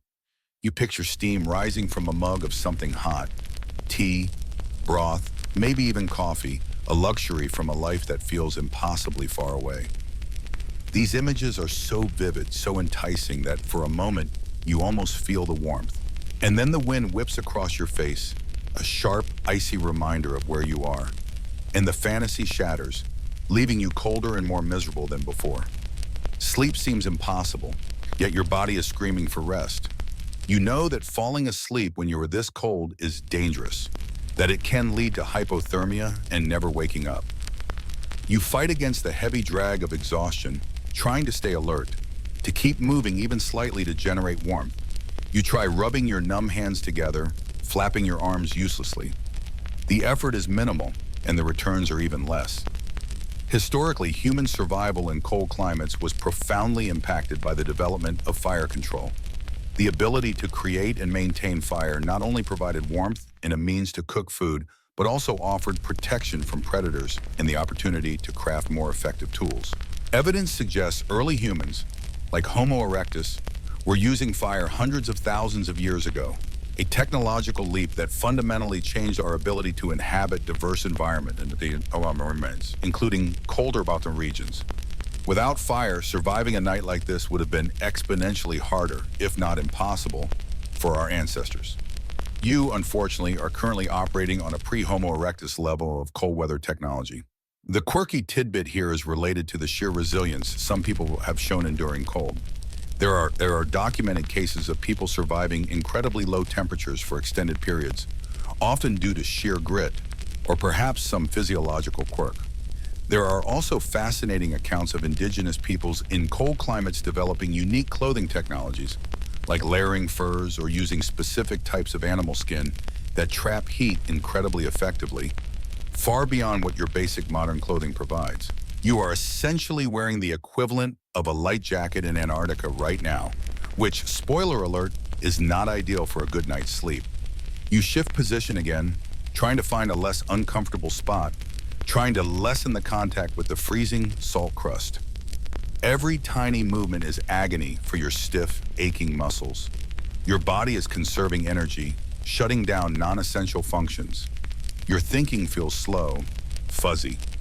It's hard to focus on anything beyond the immediate, crushing cold. You start to question every decision that led you here, every choice that resulted in you lying in a salt desert in the freezing dark, scraping a pathetic hole with your bare hands.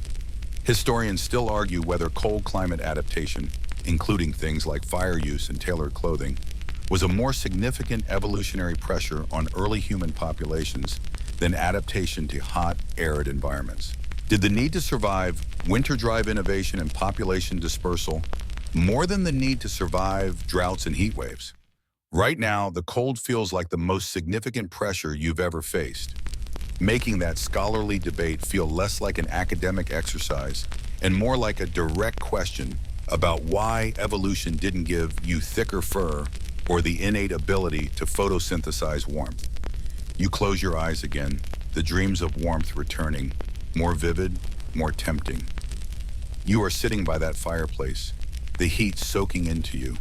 You can almost smell the smoke, feel the dry heat on your skin. It's a cruel comfort, a mental escape that makes the return to reality even more painful. You have to fight the urge to just let go, to sink into the pleasant warmth of the dream and stop fighting. That way lies hypothermia. The wind continues its mournful howl across the flat expanse. There's no sound but the wind and your own ragged breathing, interspersed with the occasional involuntary shiver.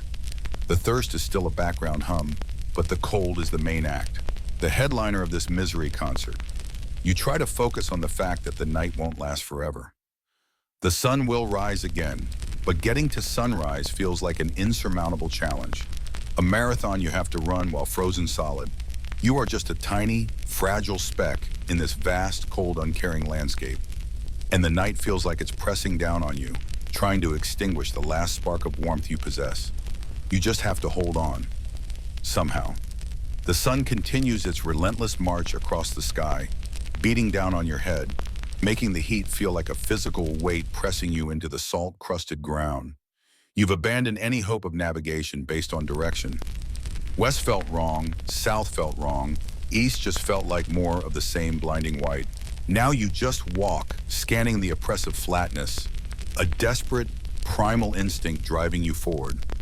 Every step is an act of will, a small victory over the crushing discomfort of thirst. Your mouth is past dry. It feels like sandpaper glued to your gums. Swallowing is a painful, futile exercise. Then you see it. Not a shimmering mirage this time, but something real. A slight dip in the land, a low-lying area where the white gives way to a darker, muddier hue. And in the center of this depression, a patch of wetness. Your heart gives a painful leap, a sudden surge of adrenaline and hope that almost makes you dizzy. Water. It's actually water. You stumble forward, ignoring the protesting muscles in your legs and the burning in your feet. It's not much, just a muddy puddle, perhaps a few feet across, but it's something. It's wet. It's a promise. As you get closer, though, the initial surge of hope begins to curdle. The darker ground around the puddle isn't mud exactly. It's almost stained, a sort of brownish red, almost rusty color, mixed with the pervasive white salt crust. In the water itself, it's cloudy, murky, a dull, lifeless brown, reflecting none of the sky's blue. It sits stagnant, thick-looking, disturbed only by a few tiny unseen creatures darting in its depths. It doesn't look like water you'd want to drink from a clean mountain stream. Let's put it that way. You kneel beside the puddle, the salt crust cracking under your knees. The air above the water is heavy, carrying a faint, unpleasant odor. Damp earth mixed with something slightly acrid, a hint of decay. You cup your hands, hesitating. It's water. It's wet. Your body is screaming for liquid, any liquid. But your mind, that annoying, persistent part of you that remembers reading things, is setting off alarm bells. This is a salt pan, isn't it? Or a playa lake, or some sort of temporary pool formed after a rare rainfall that hasn't evaporated completely because it collected in this slight depression. The salt from the surrounding land washes into it, and as the water evaporates, the salt concentration only increases. Plus anything else in the soil, minerals, perhaps even contaminants, from things you'd really rather not think about being out here, leaches into it. You dip your fingers in tentatively. The water feels slick, not like fresh water. You bring your wet fingers to your lips, just a tiny taste. The moment the liquid touches your tongue, your face instinctively contorts. It's not just salty, it's bitter, acrid. Worse than seawater somehow, concentrated and foul. It leaves a burning sensation on your tongue and makes your stomach clench. Yep, absolutely undrinkable. It would likely make you violently ill, dehydrating you even faster than you are now through vomiting and, well, the other unpleasantness. It's the cruelest kind of torture, isn't it? Finding water, seeing it right there, and knowing it's worse than useless. It's a trap. It's like finding a beautifully wrapped gift box that turns out to be full of spiders. Thanks, Desert. Really appreciate the thought. A mainstream historical fact is that finding potable water has always been one of the primary challenges of human migration and survival in arid regions. Not just any water, but water that won't kill you. Historically, people developed sophisticated knowledge of landscape features, plant indicators, and animal behavior to find safe sources. They understood, through hard experience, the dangers of stagnant water, especially in areas with mineral deposits. This knowledge was often passed down through generations, a vital part of cultural survival. Your lack of this specific local knowledge is a significant handicap.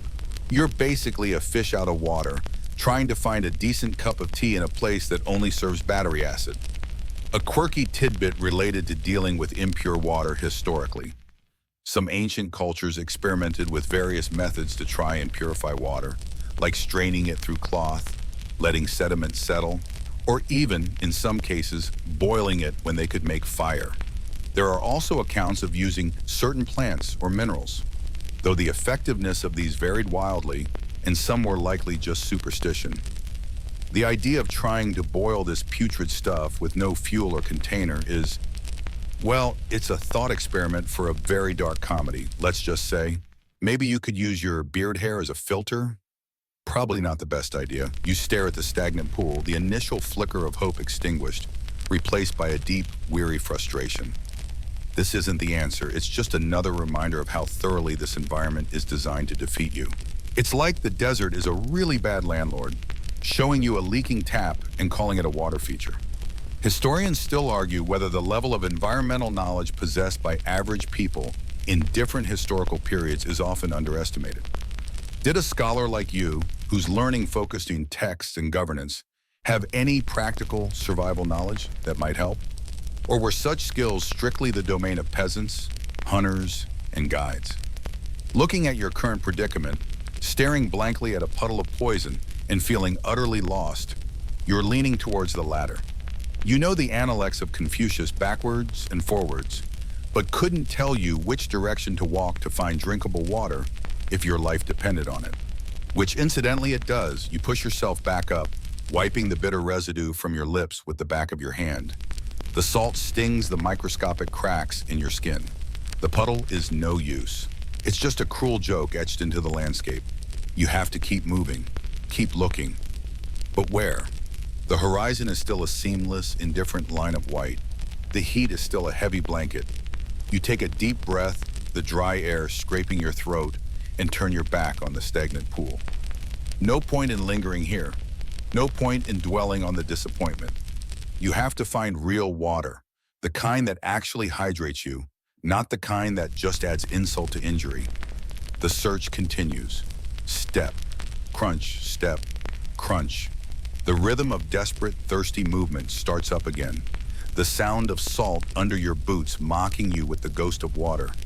You are still alone, still thirsty, and now perhaps just a little bit more hopeless.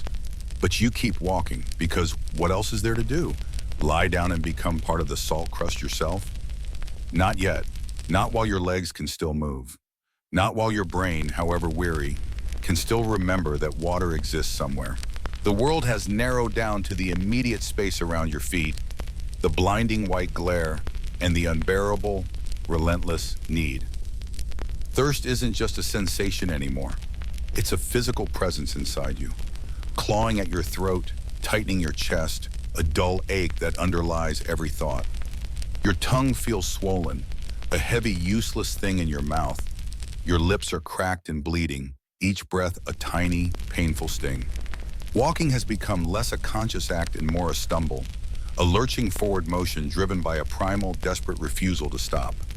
Your legs feel like lead weights, your knees protesting with every awkward step on the uneven, salt-crusted surface. The sun is directly overhead now, a malevolent eye in a bleached-out sky draining the last remnants of moisture from your body with terrifying efficiency. Sweat is a distant memory. You're past that stage. Your skin feels papery, too tight over your bones. Time has lost all meaning. Minutes could be hours, hours could be days.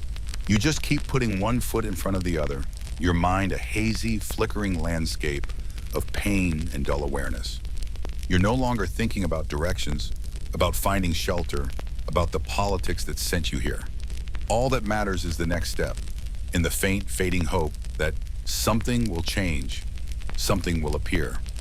The landscape itself seems to shift and waver in the heat. At the edge of your vision, you sometimes see things. A dark shape on the horizon that might be a rock, or a person, or perhaps just the distortion of the air. You blink and it's gone, leaving behind only the same flat, empty expanse. Are these mirages, or is your mind starting to play tricks on you? It's hard to tell when reality is already this surreal. Walking on what feels like an endless expanse of frozen ocean floor under a furnace sky isn't exactly a baseline for sanity anyway. Remember that sense of purpose that you had? That drive to survive and return? It feels very far away now. It's been replaced by a simpler, more fundamental impulse. Just don't stop moving. Stopping feels like giving up, like accepting defeat, and something deep inside you still resists that. It's stubborn, this will to live, even when your body is screaming for release, for the chance to just lie down and let the heat claim you. Your supplies are non-existent. Any scraps of that questionable moss bread or those crunchy locusts are long gone. You've chewed on tiny pieces of bark or root you've found near that miserable excuse for a waterhole, hoping against hope it might hold some moisture. It didn't, just added a gritty texture to your dry mouth. It's funny in a dark way how quickly the concerns of a scholar, philosophy, history, poetry, evaporate when faced with the absolute basics. Water, food, shelter. You'd trade 1,000 scrolls of the most profound wisdom for one lukewarm cup of slightly less salty water right now. A mainstream historical fact is that prolonged exposure to extreme heat and dehydration is one of the most effective ways to incapacitate a human body. Historically, armies traversing deserts or besieged populations without water often suffered catastrophic losses not just from thirst, but from the associated breakdown of physical and mental function. Severe dehydration leads to dizziness, confusion, muscle cramps, a rapid heartbeat, and eventually organ failure. Accounts from ancient campaigns describe soldiers literally collapsing in their tracks, sometimes hallucinating before losing consciousness. Your current symptoms, the dizziness, the wavering vision, the sheer physical exhaustion, they fit the description perfectly. You're experiencing the harsh reality of being on the brink, not from a battle wound, but from the silent, insidious attack of entropy and environment. It's less dramatic, perhaps, than a sword fight, but equally deadly. Your breathing is shallow, your chest feeling tight. Each step is a conscious effort, a moment of pushing through discomfort that quickly floods back. You might try talking to yourself, just to hear a human voice, but your throat is too dry, the sound catching painfully. Your thoughts drift, fragmented images of cooler times, of rivers, of rain. You remember sitting by a stream once, dipping your hand in the cool flow, watching pebbles on the bottom. It feels like a memory from another person's life, a quirky or fringe tidbit. Throughout history, people in survival situations have resorted to some truly bizarre methods in desperate attempts to find or conserve water. There are accounts, likely exaggerated or misunderstood, of individuals trying to extract moisture from rocks, or even consuming their own bodily fluids, which, for the record, is a terrible idea and counterproductive. While you haven't reached that level of desperation quite yet, the thought has perhaps flickered through your heat-addled brain. You momentarily consider licking the condensation off. Well, there isn't any condensation. Or finding a really large leaf. Nope, no leaves. Your options are literally walk or die. Not exactly a rich menu of choices. You stumble again, catching yourself just before falling. The effort sends a wave of nausea through you. This is it, isn't it? The point where the body starts giving serious notice. The abandoned ship signal is blinking rapidly. You can feel your strength draining away, not just from the heat, but from the sheer lack of internal resources. It's like your body is running on fumes and the fuel gauge is showing empty. Maybe past empty. Maybe it's showing a little skull and crossbones. Historians still argue whether survival in such dire circumstances is primarily a matter of physical conditioning and luck, i.e., stumbling upon water, or if sheer mental fortitude, the refusal to give up, plays a decisive role. Does a strong will truly make a difference when your organs are shutting down? Or is it just a comforting narrative we tell ourselves about human resilience? Looking at your current state, the answer feels depressingly weighted towards the physical condition and luck side. Your will feels strong enough, but it's like trying to power a cart with a dying horse. The intention is there, but the capability is fading fast. You can want water all you like, but unless you find it, wanting isn't going to do much good. You force yourself to look up from the ground, scanning the horizon one last time. Still nothing. Just the shimmering heat and the endless white. The sun feels like it's boring a hole through your skull. Your vision blurs, and for a moment, the white plane seems to tilt, the horizon line dipping erratically. You squeeze your eyes shut for a second, trying to clear your head, but when you open them, the disorienting sensation lingers. This is the bottom. This feels like the absolute nadir of this miserable journey. Exhausted, dehydrated, lost with no resources, and the landscape offering nothing but cruel illusions. The only thing left is the simple mechanical act of putting one foot in front of the other. Keep walking, because maybe, just maybe, the next step, or the step after that, will be the one that changes everything. Or maybe it will just be another step closer to, well, the alternative. But you keep walking anyway. It's all you have left. You keep walking. It's a miracle, really, that your legs haven't just given out entirely. They feel like they belong to someone else, someone less fortunate, someone who has endured weeks of sun-blasted heat and bone-deep exhaustion. Each step is a conscious decision, a small triumph of sheer, bloody-minded willpower over the body's desperate plea for surrender. Your vision tunnels, the edges blurring into a gray haze, leaving only a narrow, wavering patch of the white salt crust ahead of you. The sun is starting its slow descent now, the glare shifting from blinding white to a harsh orange-tinted gold. But the heat is still oppressive, radiating up from the ground like a furnace. You stumble again, a sickening lurch that sends a jolt of pain up your spine. You catch yourself on hands that feel raw and cracked. For a moment, you stay on all fours, head hanging, just breathing, or rather trying to breathe air that feels thick and dry as dust. Giving up right here, right now seems incredibly appealing. Just lie down, close your eyes, and let the world fade away. No more pain, no more thirst, no more endless walking. It would be so easy. But then, a sound. It's faint at first, barely perceptible above the ringing in your ears and the frantic thumping of your own heart. A low, rhythmic thudding. Is it another hallucination? A mirage of sound? You lift your head slowly, squinting into the shimmering distance. There's nothing visible, just the same flat, empty expanse. But the sound persists. Thud, thud, thud. It's getting louder, or maybe you're just focusing on it now, clinging to it as the only anchor in this sea of nothingness. It sounds like hooves. Impossible. Who would be out here, miles from any known path or settlement? Yet the sound grows clearer, accompanied now by another lighter noise, like fabric flapping or leather creaking. You push yourself back onto your feet, swaying precariously. Your eyes strain against the glare, searching the horizon, and then you see it. A small cloud of dust on the distant edge of the salt pan. It's moving, and behind the dust cloud, shapes begin to resolve themselves. Darker blurs against the bright sky, gradually becoming distinct. Animals, maybe camels or horses, and figures atop them. It's real, it's not a mirage.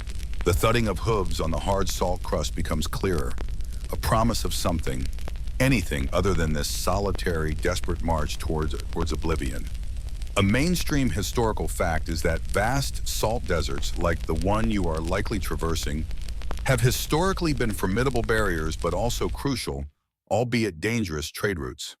Caravans of merchants, sometimes numbering in the hundreds of camels, traversed these harsh landscapes for centuries, transporting valuable goods like salt, silk, and spices between distant regions. While your exile route might be off the main paths, it's not entirely inconceivable that traders, nomads, or even a military patrol on a long reconnaissance mission could be crossing this area, perhaps using local knowledge of seasonal water sources or less treacherous ground. These journeys were incredibly risky, with many caravans lost to sandstorms, bandits, or simply the unforgiving environment.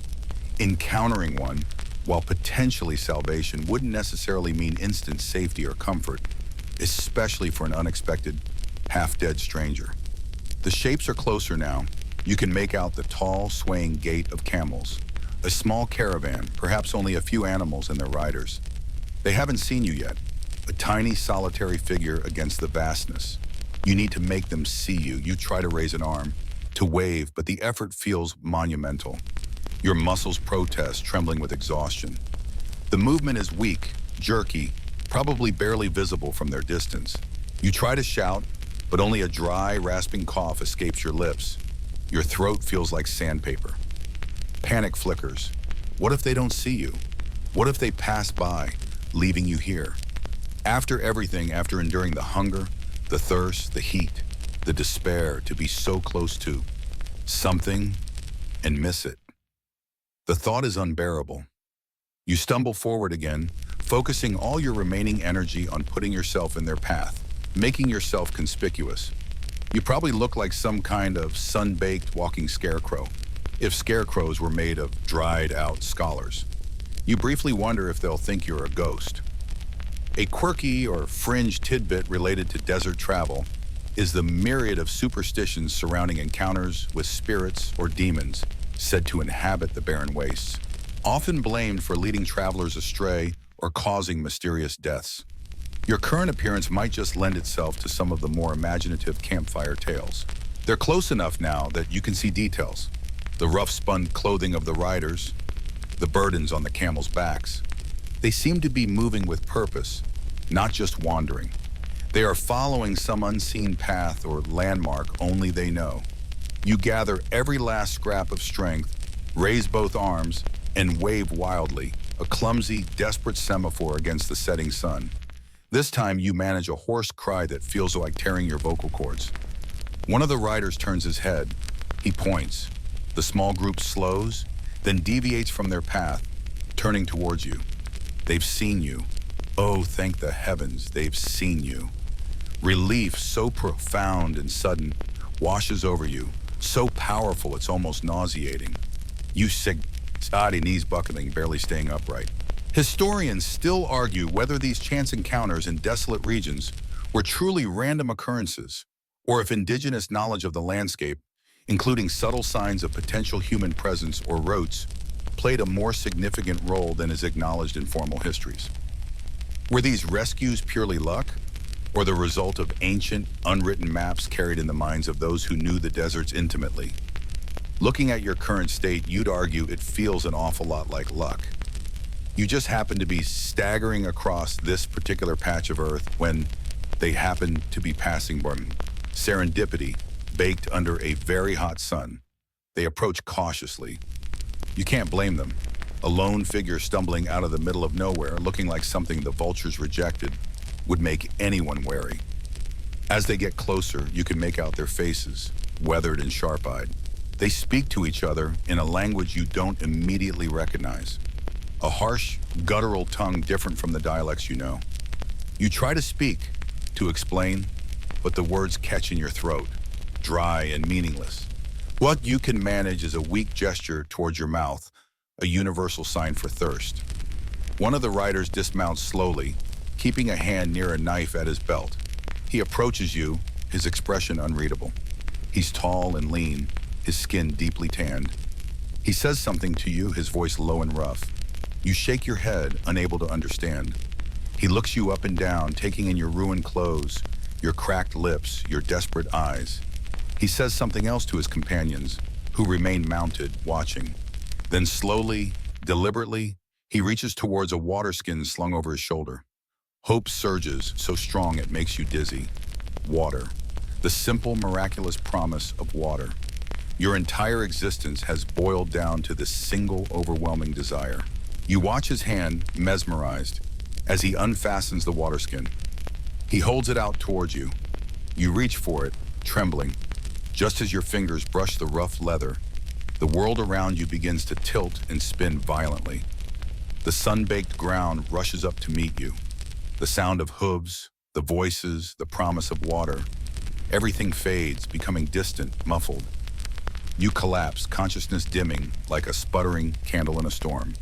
The last thing you feel is the hard, salty ground against your cheek in the distant presence of the watchful strangers. The story of the exiled scholar ends here, lost to the shimmering heat in the kindness, or perhaps calculated pragmatism, of strangers. You can let go of the endless salt desert, the searing sun, and the gnawing thirst. Their journey is over, and yours can now settle into stillness. Feel the weight of the day lift from your shoulders. The harsh light softens, the relentless heat cools, and the vast, empty space begins to shrink, becoming smaller and more comfortable. You are not there, you are here, safe and still. The sounds of the desert fade away, replaced by the quiet hum of your room, the gentle rhythm of your own breath. Let the tension drain from your muscles, the ache from your bones. Feel your body sink softly, comfortably, into the surface beneath you. Allow your mind to drift away from the images of struggle and survival. There's no need to walk any further, no need to push on. The journey is complete. As you lie there, quiet and relaxed, feel a sense of peace settling over you. The dryness in your throat is gone, replaced by ease. The weariness in your limbs dissolves. Let the calming darkness of sleep gently wash over you, pulling you down into rest. There's nothing left to do, nowhere else to go. Just be still, be quiet. Let sleep find you.